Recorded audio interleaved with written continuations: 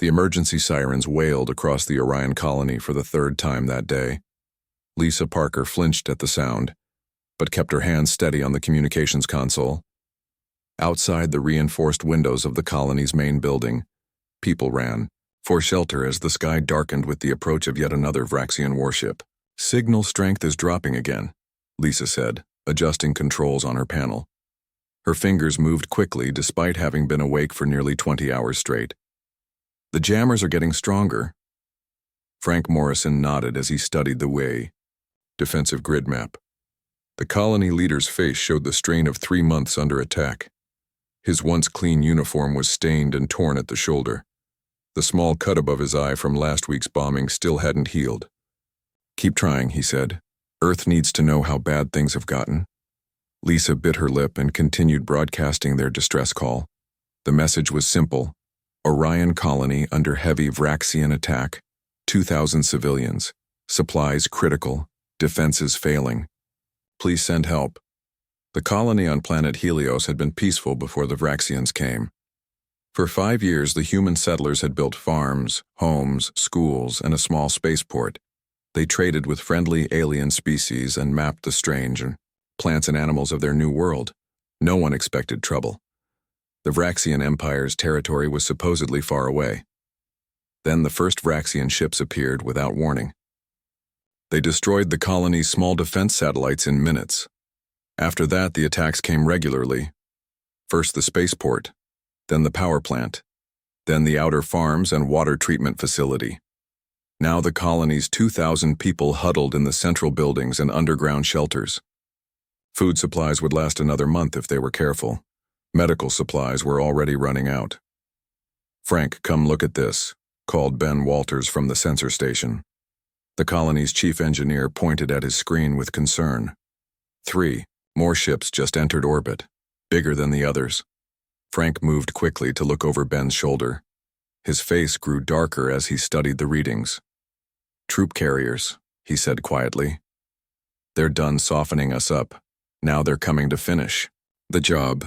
The room fell silent except for the steady beep of Lisa's transmission equipment. Everyone knew what Vraxian ground troops did to captured settlements. There would be no prisoners, no mercy. "How long until they land?" Frank asked. 2 hours, maybe less, Ben replied. Frank turned to address the 15 people working in the command center. His voice was firm despite his exhaustion.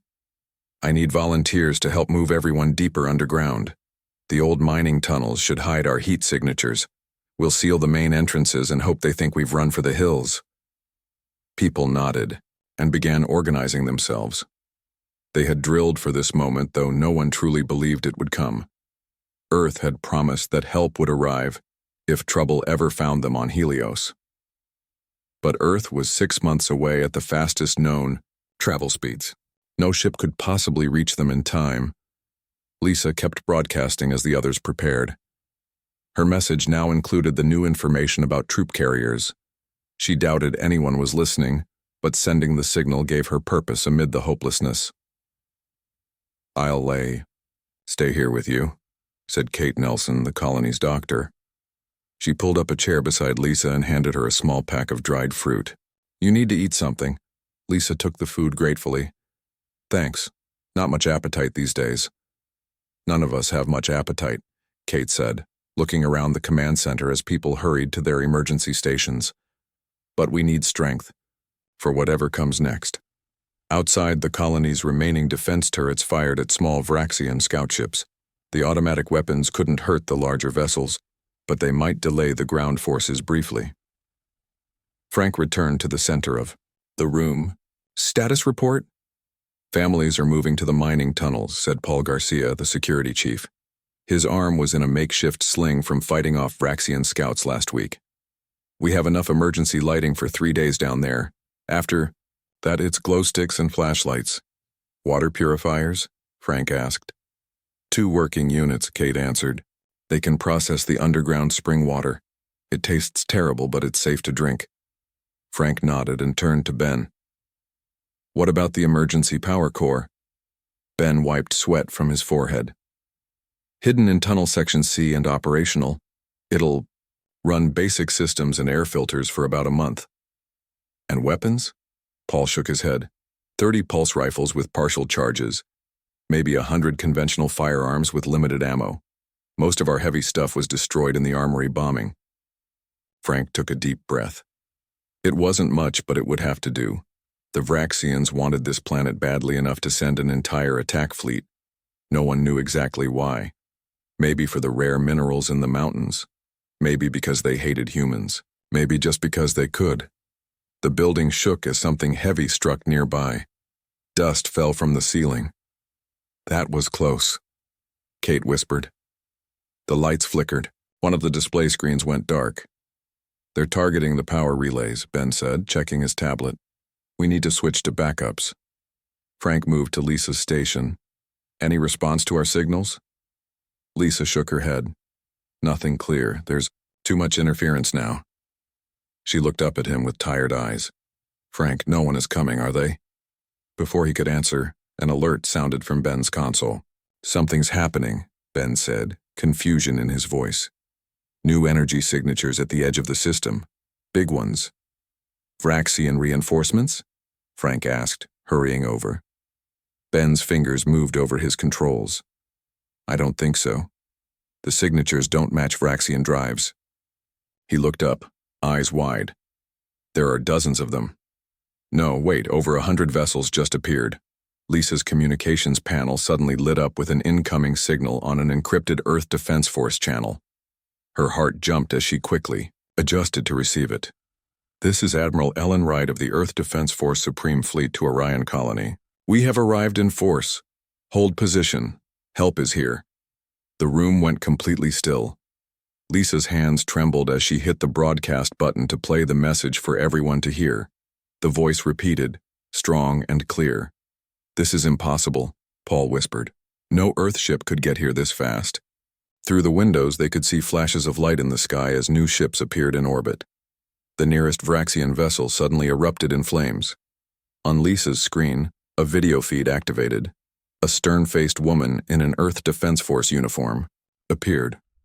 Admiral Ellen Wright had short gray hair and eyes that had seen many battles. Orion Colony, this is Admiral Wright. The Earth Supreme Fleet has arrived. We've engaged the Vraxian forces in orbit and are deploying ground support. Find shelter and stand by. Frank stepped forward, almost unable to speak. Admiral, this is Colony Leader Frank Morrison. We didn't think anyone would come. The Admiral's expression softened slightly. We will always come for our people, Mr. Morrison. Always. Her image shifted as she turned to speak to someone off-screen. When she faced them again, her voice was firm. The Vraxians thought you were alone and unprotected. They're about to learn how wrong they were. Through the windows, the colonists watched as Earth fighters streaked across the sky. The ground shook again, but this time from the impact of Earth, missiles striking Vraxian positions outside the colony. For the first time in months, Lisa Parker smiled. Help hadn't just arrived. Earth's entire Supreme Fleet had come. Admiral Ellen Wright stood on the bridge of the EDF Valiant, the largest warship ever built by human hands. Through the massive front view screen, she watched as Earth fighters swarmed around the Vraxian vessels like angry bees. The enemy ships fired wildly, clearly surprised by the sudden arrival of such a massive human fleet. Status report, Ellen demanded, her voice calm despite the chaos of battle displayed before her. Lieutenant Alan Cooper worked quickly at the tactical station. His fingers danced across the glowing controls as he monitored the battle. All ships. Report successful transit, Admiral. No FTL drive failures. The carriers Phoenix and Thunderchild have launched their fighter squadrons. The Vraxians are in disarray. Ellen nodded with satisfaction. The new jump drives had worked perfectly. For years, Earth scientists had worked in secret to develop faster-than-light technology that would cut travel time from months to days. The Vraxians, like most of the galaxy, had no idea about this breakthrough. They had attacked the distant colony believing Earth forces could never arrive in time to help. They were wrong. Target the main Vraxian command ship, Ellen ordered. Disable their weapons and engines but leave life support intact. I want prisoners. The weapons officer, Maria Diaz, entered the targeting commands. Gravity lance charged and ready, Admiral. Target locked. Ellen took a moment to straighten her uniform before giving the order. Fire. The Valiant hummed as its main weapon activated. A beam of concentrated gravity distortion shot toward the largest Vraxian ship. The enemy vessel's shields flared bright blue for a brief moment before collapsing completely. The beam continued through, precisely hitting the ship's engine section and weapons arrays. Direct hit, Maria reported. Target's weapons and engines disabled. Ellen turned to her communications officer. Open a channel to all Vraxian vessels. The young officer quickly established the connection. Channel open, Admiral. Ellen's voice was cold and precise as she spoke. Vraxian forces, this is Admiral Ellen Wright of the Earth Defense Force. Your command ship is disabled. Your attack on our colony ends now. Surrender or be destroyed. For several moments there was no response. Then a harsh, clicking voice came through the speakers. The ship's computer translated the alien language. This is Supreme Overlord Kazak of the Vraxian Empire. Humans were not supposed to be capable of reaching this system so quickly. How have you done this? Ellen allowed herself a small smile. That's not your concern, Overlord. Your ships are outmatched. Your ground forces are about to face our Marines. Will you surrender or shall we continue this demonstration? The Vraxian made an angry clicking sound. The Vraxian Empire does not surrender to lesser species. As you wish, Ellen replied. She turned to Alan Cooper. Lieutenant, target 2 of their smaller warships. Destroy them. Alan entered the commands. Quickly. Targets locked. Fire. The Valiant's secondary weapons flared to life. 2 bright beams struck the selected Vraxian ships. The vessels exploded immediately, leaving nothing but floating debris. Ellen reopened the channel. That was 2 ships, Overlord Kazak. I have 116 more vessels under my command. Would you like to see what happens when I order them all to fire at once? The Vraxian was silent for a long moment.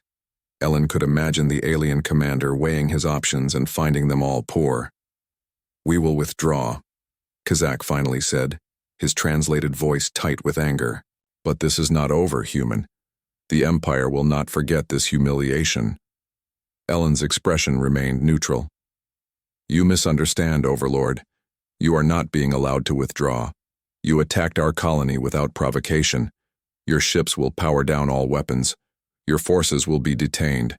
Your fate will be decided by Earth authorities. She nodded to Alan, who pressed a series of commands. Throughout the system, Earth ships moved to surround the remaining Vraxian vessels. If you attempt to flee or fight, Ellen continued, you will be destroyed. You have 5 minutes to comply. She signaled for the communication to be cut, then turned to address her bridge crew. Now for the ground situation. Put me through to Commander Riley.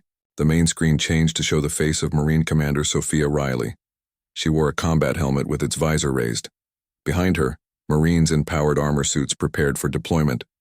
Commander, what's your status? Ellen asked. Drop ships. Ready, Admiral, Sophia replied. My troops are eager to get down there and help those colonists. Ellen studied the tactical display showing Vraxian ground forces closing in on the colony's main building. The colonists have retreated to underground shelters.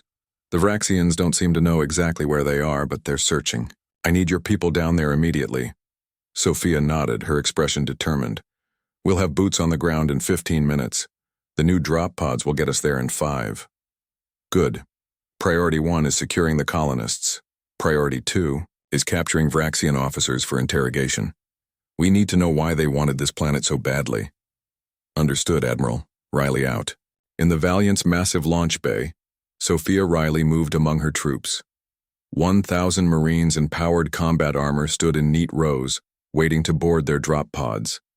The new armor suits made each soldier stronger, faster, and better protected than any human soldier in history. Listen up, Sophia called out. These colonists have been under attack for months. They're scared, hungry, and have lost hope. Today we show them that Earth protects its own. She pointed to the tactical display showing the colony layout. Alpha team will secure the main building. Beta team will head for the underground shelters where most colonists are hiding. Gamma Team will target Vraxian command units here, here, and here. Our job is to protect the civilians and capture enemy leaders if possible. The Marines checked their weapons one last time. Unlike the basic pulse rifles the colonists had, these were advanced energy weapons designed specifically to penetrate Vraxian armor. The Vraxians think humans are weak, Sophia continued. They think we're easy targets because we're new to the galaxy. Today they learn differently. The signal to board the drop pods flashed. Marines moved with practiced efficiency, sealing themselves into the small deployment vehicles. Sophia entered her own pod and secured the harness. Through her helmet comm, she spoke to all units. Remember your training. Remember why we're here. Earth stands with its people no matter how far from home they are. On the bridge of the Valiant, Admiral Ellen Wright received confirmation that the Marine drop pods were away. She watched on the tactical display as the small, fast objects streaked toward the planet's surface. The pods were designed to be nearly impossible to target with defensive weapons. Marine drop pods have entered the atmosphere, Ellen reported. Estimated landing in 4 minutes. Ellen nodded and turned her attention back to the space battle. Most Vraxian ships had powered down their weapons as ordered, but 3 vessels were attempting to flee the system. Disable those runners, she ordered calmly. Earth ships moved to intercept, firing precisely at engine sections. One by one, the fleeing ships slowed and stopped, dead in space. Ellen allowed herself a moment of satisfaction. For years, she had pushed for stronger defenses and better technology. Many politicians had argued that such military development was unnecessary, that peaceful cooperation with alien species was the only path forward. But Ellen had seen the reports from the frontier. She knew some species viewed humans as easy targets, as newcomers who could be bullied and exploited. She had prepared for this day, gathering Earth's ships and training its forces for the moment when humanity would need to show its strength. That day had come. The Vraxians had miscalculated badly, and now they would pay the price. Frank Morrison led a small group through the dark underground tunnels beneath the colony. The emergency lights cast long shadows on the rough stone walls. Behind him walked 20 colonists, including Lisa Parker, Kate Nelson, and Ben Walters.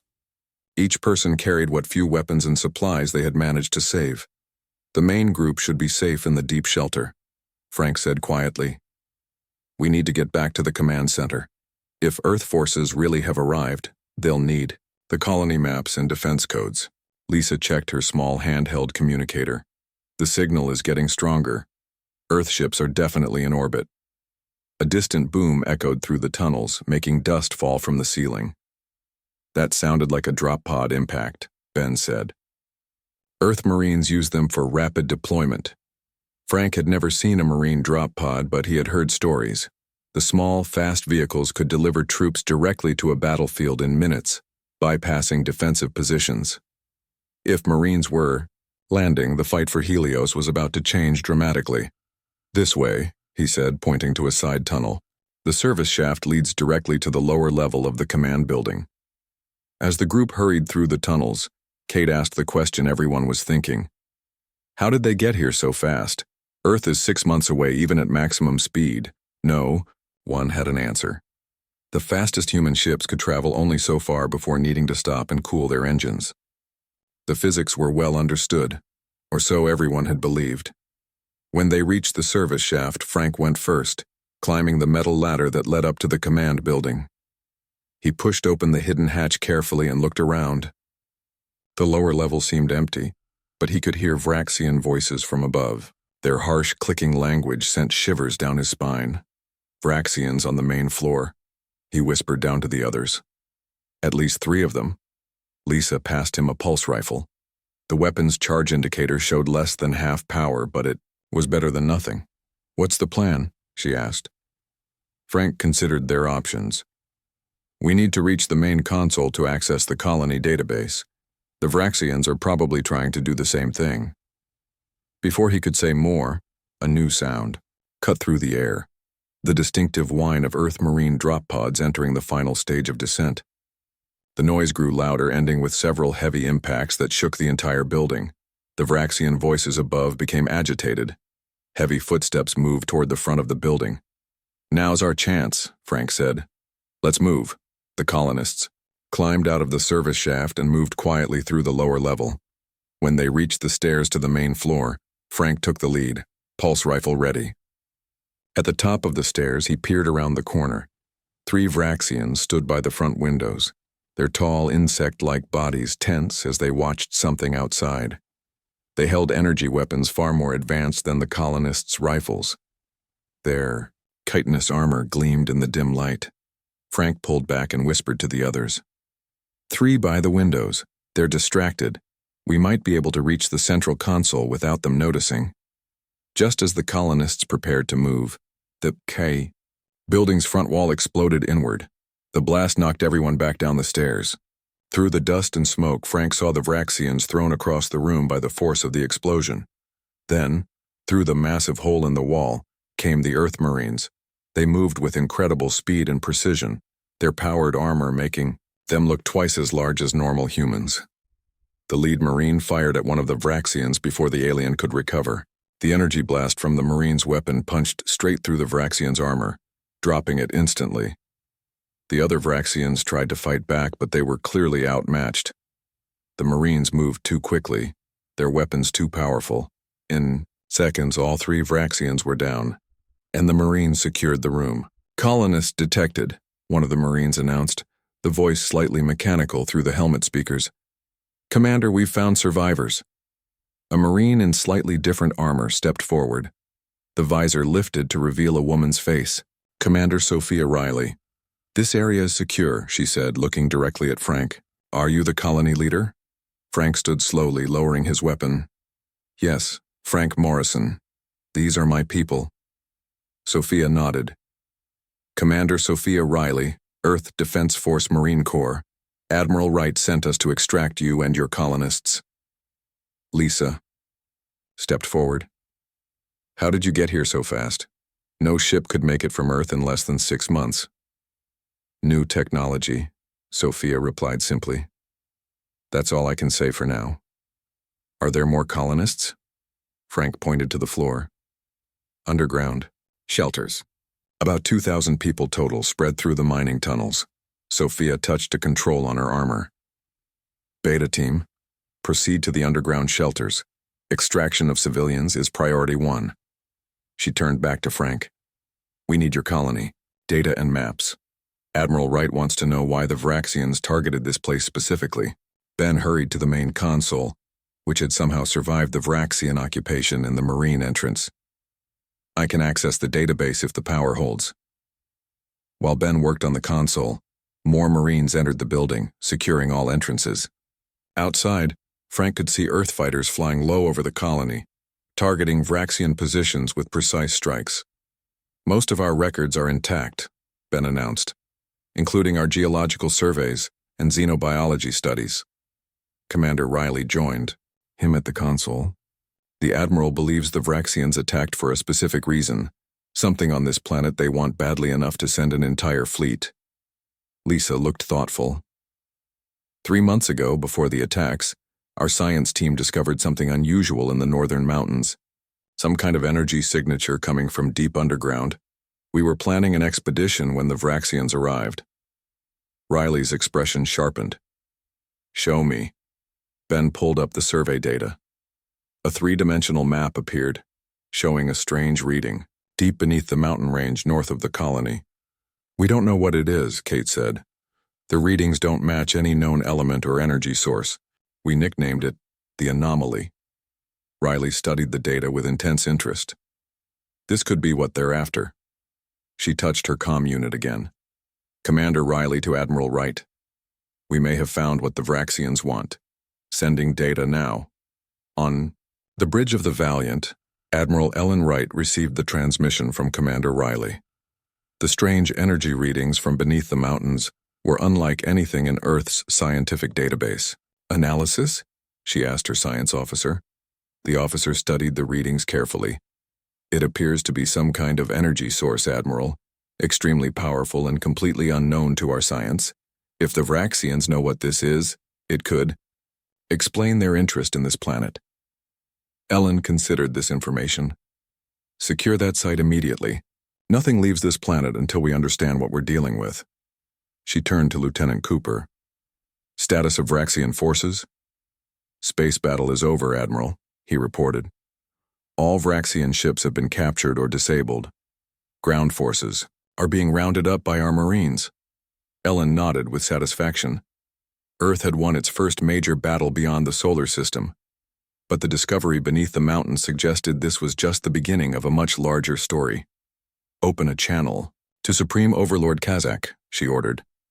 I think it's time we had a serious discussion about why they're really here. Supreme Overlord Kazak sat stiffly in the holding area of the EDF Valiant. Even without his weapons and armor, the Vraxian commander looked dangerous. His insect-like body towered over the human guards, and his compound eyes reflected the room's light in a way that made many humans uncomfortable. Admiral Ellen Wright entered the room with Lieutenant Cooper at her side. She sat across from Kazak without showing any fear. Let's not waste time, Ellen said. Why did you attack our colony? Kazak's mandibles clicked together in what humans had learned was a sign of amusement. You know why, Admiral. The energy source, beneath the mountains. What is it? The Vraxian's head tilted. You do not know? Then why protect it so fiercely? Ellen kept her expression neutral. It's on our colony world. That's reason enough. Kazak studied her for a moment. The energy signature matches ancient technology from a species known as the Precursors. They vanished 50,000 years ago, but their technology was far beyond anything in the galaxy today. Ellen didn't react, though this information was new to her. Humanity had only been in space for 40 years and had encountered no evidence of this ancient species. The device beneath your colony, Kazak continued, is believed to be a power source of incredible strength. One that could change the balance of power in this sector of the galaxy. And the Vraxian Empire wants this power for itself, Ellen said. It wasn't a question.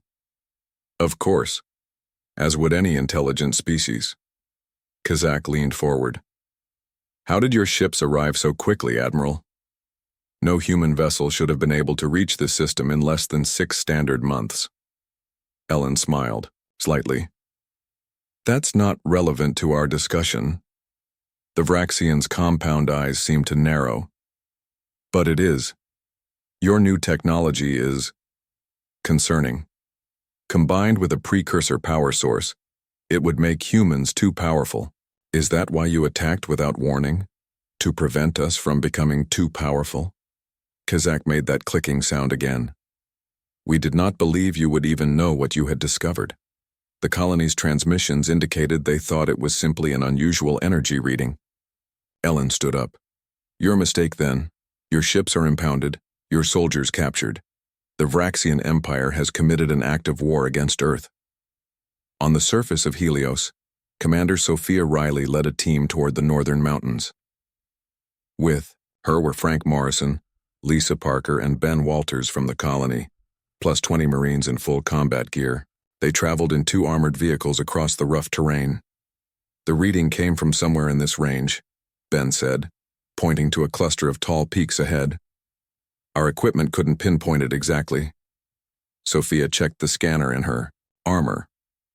We're picking up stronger readings now. Our gear is more sensitive than what you had at the colony. The vehicles stopped at the base of the largest mountain. Steep cliffs rose high above them with no obvious way to reach the source of the energy readings. According to this, we need to go about 2 kilometers into the mountain, Sophia said. But there's no entrance. Frank stepped forward. Actually, there might be. He pointed to a narrow crack in the rock face. Our survey team found this just before the Vraxians attacked. It's tight, but it opens up inside. Sophia studied the opening. Good. Morrison, Parker, and Walters will come with me and a 5-person team. The rest of you secure the perimeter. Inside the mountain, the narrow crack quickly widened into a natural tunnel. The Marines activated lights on their armor, illuminating the way forward. The tunnel sloped downward, taking them deeper into the earth. Energy readings are getting stronger, one Marine reported, checking his scanner. Whatever it is, it's definitely down here. After 20 minutes of careful movement through the winding passages, the tunnel opened into a massive cavern. Everyone stopped in amazement. In the center of the cavern stood a structure unlike anything humans had seen before. It was a smooth, dark metal pillar that reached from floor to ceiling. Strange symbols covered its surface, glowing with a soft blue light. The air around it seemed to shimmer, as if the very fabric of reality was being disturbed. "What is that?" Lisa whispered. Ben moved his scanner around the chamber. "The energy readings are off the charts. This is definitely what the Vraxians were after." Sophia approached the pillar cautiously. "No one touch anything. We don't know what this does." She activated her communications unit. "Riley to Admiral Wright. We've found the source. Sending visual feed now." On the bridge of the Valiant, Ellen watched the live feed from Commander Riley's helmet camera. The strange pillar with its glowing symbols was clearly ancient and clearly not made by human hands. "Analysis?" she asked her science team. The lead scientist looked both excited and concerned. "Based on the energy readings, it's some kind of power source, far more advanced than anything we've seen. The symbols don't match any known language." Ellen turned to her communications officer. "Get me Earth Central Command immediately." While they waited for the connection, Lieutenant Cooper approached. "Admiral, the Vraxians are requesting to speak with their government. What should I tell them?" Ellen considered for a moment.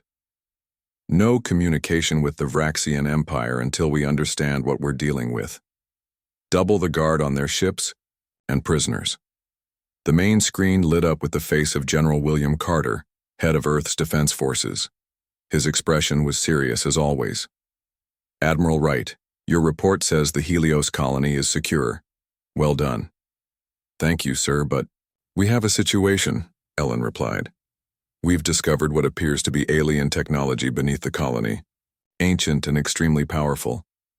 It's why the Vraxians attacked." Carter's expression darkened. "Do we know what it does?"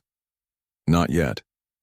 But according to the Vraxian commander, it's technology from a species called the Precursors, a powerful energy source that could change the balance of power in this sector. Can we move it? Bring it back to Earth for study?" Ellen turned to her science officer, who shook his head. "Not advisable, sir," the scientist said. "The energy field is integrated with the surrounding rock. Attempting to move it could be catastrophic." Carter nodded. "Then we secure it where it stands. I'm sending 3 more ships with research teams and additional security forces.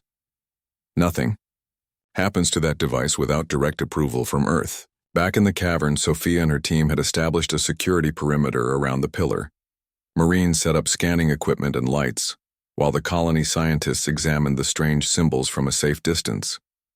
"Some of these look almost like mathematical equations," Ben said, taking careful recordings of each symbol, "but far more complex than anything I've seen."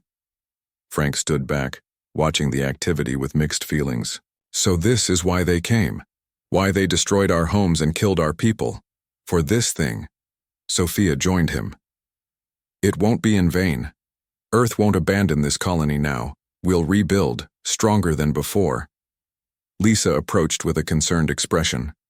"Commander, something's happening." Everyone turned to look at the pillar. The blue glow of the symbols had intensified, pulsing slowly like a heartbeat. "Did anyone touch it?" Sophia demanded. "No," Ben replied, backing away. "It started on its own." Sophia immediately activated her comm. "All personnel, clear the cavern immediately. Repeat, evacuate now." As they rushed toward the exit, the pillar's pulsing increased in speed. The air in the cavern became charged with energy, making hair stand on end and causing the Marines' armor systems to flicker. "Move faster," Sophia shouted as the first Marines reached the tunnel entrance. On the Valiant, alarms sounded as sensors detected the massive energy spike from below. "What's happening?" Ellen demanded. The science officer worked frantically at his console. "The device is activating. Energy levels rising exponentially." Ellen hit the communication button. "Commander Riley, report." Sophia's voice came through, broken by static. "Evacuating. Device activating on its own. Energy levels off the scale." Then, without warning, a massive pulse of energy shot upward from the mountain, straight into space. The energy beam that shot from the mountain into space was visible across half the planet. On the bridge of the Valiant, Admiral Ellen Wright watched in stunned silence as the bright blue light cut through the darkness of space. "Status report," she demanded once she recovered from the shock. Lieutenant Cooper worked frantically at his console. "The beam appears to be some kind of directed energy, Admiral. It's not a weapon. More like a signal." "A signal to whom?" Before anyone could answer, another officer called out, "Admiral, we're detecting movement at the edge of the system." Ellen turned to the main view screen as it showed a distant section of space. At first there was nothing unusual. Then a point of light appeared, quickly growing larger. "What is that?" Ellen asked. The science officer studied his readings with wide eyes. "It appears to be a spatial distortion, similar to our jump points but much larger." As they watched, the distortion expanded into a massive gateway of swirling energy. Through this gateway came a ship, a vessel so large it made the Valiant look tiny by comparison. "Size estimate on that ship," Ellen ordered, her voice steady despite the situation. "Approximately 30 kilometers in length, Admiral," the science officer replied. It's the largest vessel I've ever seen or heard of." Ellen made a quick decision. Battle stations. All ships formed defensive positions around the planet. But as the Earth fleet moved to protect Helios, something unexpected happened. The enormous ship came to a stop well away from the planet and remained motionless. No weapons charged, no fighters launched. "They're sending a transmission," the communications officer announced. "Not in any language we know, but the computer is attempting to translate based on patterns." Ellen straightened her uniform. "Put it through." The main screen filled with the image of a being unlike any human or alien species Earth had encountered before. It appeared to be made of light and energy rather than flesh, with a vaguely humanoid shape that shifted and flowed like liquid. It spoke. The voice seemed to come from everywhere at once, the translator converting its words into somewhat stilted English. "We are the Guardians. We have received the activation signal from our monitoring station. Who has awakened the Sentinel after 50,000 cycles?" Ellen stepped forward. "This is Admiral Ellen Wright of the Earth Defense Force. We discovered your monitoring station on a planet we have colonized. It activated on its own when we approached it." The energy being seemed to study her. "You are not the ones who attempted to seize the Sentinel by force. We detected weapons fire in this system." "No," Ellen replied. "Those were the Vraxians. They attacked our colony to try to take your technology." "The Vraxians," the being repeated. "We know of them. Aggressive. Expansionist. They have attempted to seize precursor technology before. On the planet's surface, Commander Sophia Riley and her team had made it safely out of the mountain before the energy beam fired. Now they watched the sky in amazement as the massive alien ship became visible even from the ground. "What is that thing?" Frank asked, staring upward. Sophia checked her communications unit, which was receiving the broadcast from the Valiant. "Some kind of advanced alien race. They're calling themselves the Guardians." "Are they hostile?" Lisa asked nervously. "Not so far. They seem more interested in their technology than in us." Back on the Valiant, the conversation with the Guardian continued. Ellen had explained humanity's presence in the galaxy and their encounter with the Vraxians. "Your species is young," the Guardian said. "New to interstellar travel. Yet you have already developed remarkable technology. The speed at which you arrived to defend your colony suggests significant advancement." Ellen nodded. "We keep some of our capabilities private, for security." "A wise precaution in a dangerous galaxy," the Guardian agreed. "What will you do with the Vraxians who attacked your people?"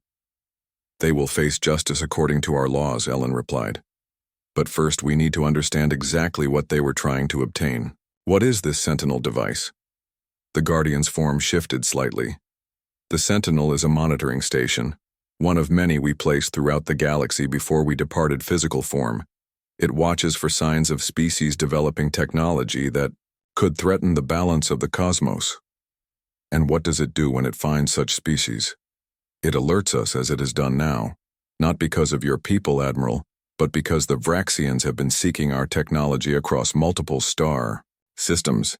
Their intention to weaponize precursor technology concerns us. Ellen considered this information. So you're not here to interfere with our colony? No. Your discovery of the Sentinel was accidental. Your defense of it was honorable. We have no quarrel with Earth. The Guardian paused, its form shifting again. However, the activation of the Sentinel will draw attention. Other species will learn of its existence, and some may come seeking it, as the Vraxians did. Ellen understood the implication immediately. You're saying our colony will remain a target? Yes, unless the Sentinel is deactivated and hidden once more. But there is another option. The screen changed to show a detailed map of the sector, with various points highlighted. These are other Sentinel locations in nearby systems. All are currently dormant. We could transfer monitoring authority for this sector to you. Ellen was stunned by the offer. Why would you do that? Your people demonstrated willingness to defend not just yourselves, but the technology you did not understand from those who would misuse it. This suggests you may be worthy guardians yourselves. It would also make this colony less of a target, as the Sentinel would no longer be active here. Ellen knew this decision was far beyond her authority alone. I need to consult with Earth leadership before accepting such responsibility. Of course, we will remain here for 7 of your days awaiting your decision. After the communication ended, Ellen immediately contacted Earth Central Command. General Carter and the highest levels of Earth government would need to hear about this incredible encounter. 3 days later, at the Orion colony, reconstruction had already begun. Earth ships brought supplies and additional personnel to help rebuild what the Vraxians had destroyed. The colonists, who had spent months in fear and desperation, now worked alongside Earth military personnel with renewed hope. Frank Morrison stood outside the newly repaired Colonial Administration building, watching as shuttles landed with more supplies. Lisa Parker joined him, looking healthier than she had in months. Hard to believe how much has changed in just a few days, she said. From thinking we were abandoned to having the most powerful fleet Earth has ever built, protecting us. Frank nodded. And now these guardians offering us responsibility for their ancient technology. It's overwhelming. Commander Sophia Riley approached them, her armor exchanged for a standard uniform. The Admiral wanted me to let you know personally. Earth has accepted the Guardians' offer. What does that mean for us? Frank asked. It means Helios just became one of the most important colonies in human space, Sophia replied. Earth is sending scientists, engineers, and additional military forces. This won't just be rebuilt. It's going to be transformed into a major research and defense installation. Lisa looked concerned. What about our colony, our farms and schools? All part of the plan. The civilian colony will expand, with better protection than any other human settlement. The Vraxians won't dare attack again, and any other species will think twice before challenging Earth now. Frank looked up at the stars becoming visible as evening approached. The massive Guardian ship was still in orbit, a bright point of light moving slowly across the sky. Nearby, the Earth fleet maintained its protective formation around the planet. When we sent those distress signals, we never imagined this outcome, he said quietly. We just hoped someone would come. Sophia smiled. Earth will always come for its people. Always. And now the whole galaxy knows it. In orbit above them, Admiral Ellen Wright stood on the bridge of the Valiant, watching as Earth ships arrived with researchers and diplomats to meet with the Guardians. The Vraxian prisoners had been transferred to detention ships for return to Earth. Lieutenant Cooper approached with a data tablet. The reports from the surface, Admiral. The colony reconstruction is proceeding ahead of schedule. Ellen nodded with satisfaction. Good. And the security perimeter? Complete. No ship can approach this system without our knowledge. Ellen turned back to the view screen. Earth had entered the galactic stage in a way no one could have predicted. The technology from the Guardians would advance human understanding by centuries.